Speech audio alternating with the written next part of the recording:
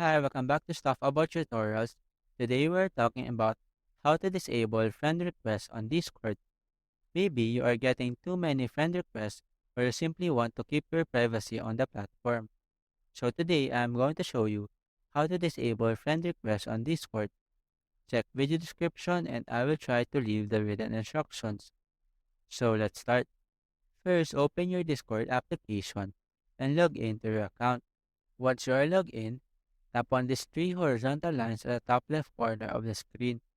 From the menu below, tap on your profile icon located at the bottom right corner. On this user settings page, select this friend request option. In this page, you can choose who can send you friend requests on Discord. Now, to disable all friend requests, simply toggle off these buttons next to everyone, friends of friends, and server members. Once this is done, you will no longer receive friend requests from anyone on Discord.